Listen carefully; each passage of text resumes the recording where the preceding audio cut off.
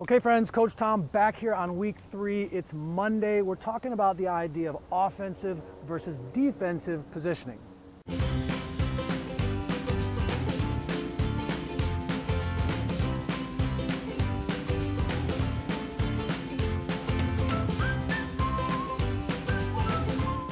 Now what I want you guys to think about, again, we've talked about a lot of different pieces in this. We really started, 6 or 7 videos ago, all the way back there in the baseline, and now we're up to the net.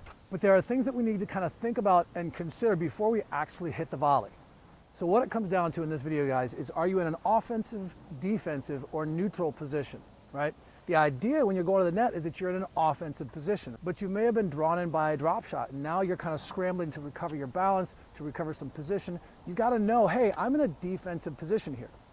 And that's going to make a huge difference in terms of what happens next and how you hit that volley. If I know that I'm in an offensive spot, meaning I have affected my opponent with my approach shot, they're back on their heels, they're off the court, and it is likely that I'm going to get a nice, easy volley, I need to know that and be ready to put that ball away.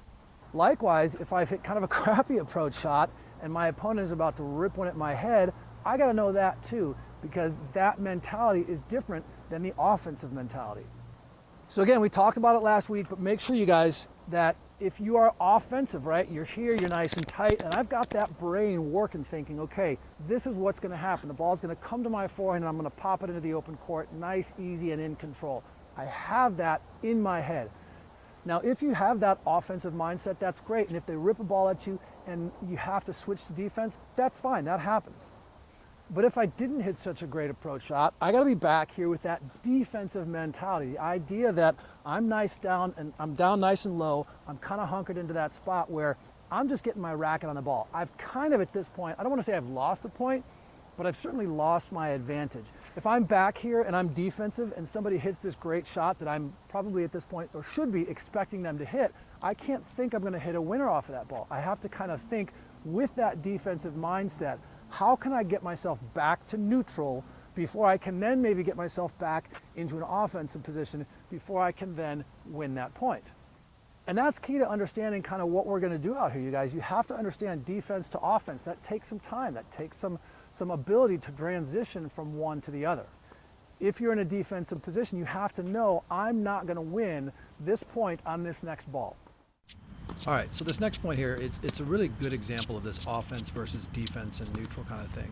I get pulled in and I don't hit a very good approach shot, so you can see I'm stopping myself, I'm balancing myself just inside the service line there. I hit another shot, I think it's okay, but then, nah, not so much, so I kind of back up. I'm still just barely inside the service line, and then I finally hit a good shot that pushes me all the way up into the net.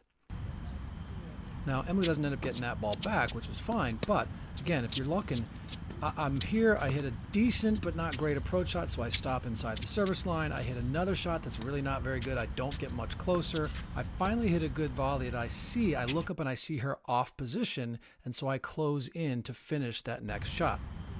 So when you guys are out there this week, when you're playing, I want you to think about, do you consider offense? Do you consider defense? Do you consider neutral?